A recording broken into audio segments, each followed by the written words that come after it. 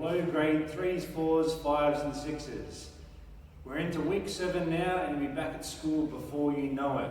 But until then, we're still going to finish off with our online learning. So you should be warmed up from our cha-cha slide challenge and the bring Sally up, bring Sally down challenge, which you've done in previous weeks. You should be feeling really speedy and your reaction time should be right up there after you've completed your reaction time test online, and hopefully you've recorded your results for that as well. Now we're going to start working on our balance. Now there will be a question in the questionnaire sheet that I'll leave for you about the definition of balance. And for us, the definition of balance is evenly positioning our body so we have an even amount of weight on both sides so we can stay up in an upright position without falling over. So if you come across that question, come back to this part of the video for the answer.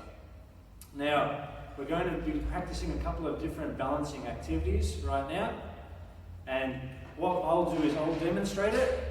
You'll then need to press pause on the video and you'll need to try and attempt to do the exercise or the activity or the challenge as well, okay?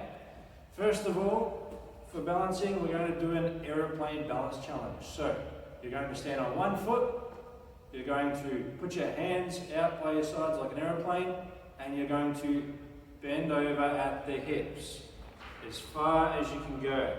And the further forward you go, the harder it will become to maintain your balance.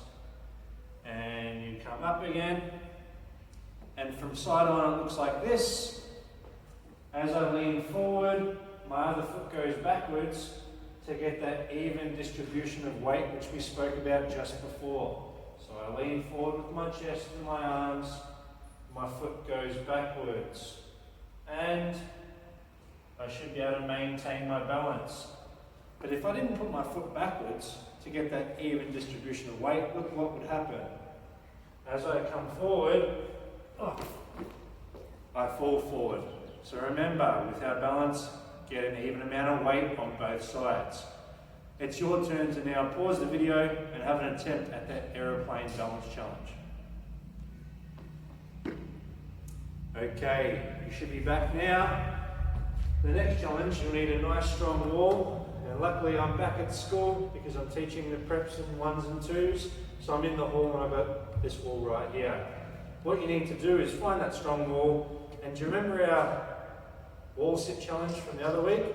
Well, this is going to be very similar, but instead of using 2 legs, we're only going to be using 1. So I get down into my sitting position. Remember that 90-degree angle that we need at our knees and our hips? I make that, I get myself comfortable, I put my hands on the wall, and this time I try to lift my other leg and maintain my balance. It's a little bit tricky, and I put it back down. And I'll try the other side, and I'll put it back down. And you might notice I might need to lean to the opposite side to get more weight over that leg. Remembering, moving and shifting that weight, or I might need to lean to the other side. Now it's your turn to press pause and have an attempt at that, okay? Are we ready for the next one now? I hope so.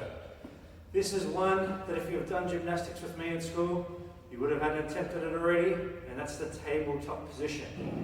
What I need to do is to get down onto my knees and my hands, and then I need to get into a push-up position. So I actually need to be on my toes. So it looks like this. And the next thing I need to do is lift one hand, and I need to lift the opposite foot and hold that position for at least 5 seconds, and then back down. And the other side, hand up, opposite foot goes up, I hold, and back down. And from side on, it looks like this. Hand, opposite foot. Hopefully my back is nice and straight and flat. And the other side. Now it's your turn to try the tabletop, okay? If it's too hard to do it on your foot, you can try doing it on your knee.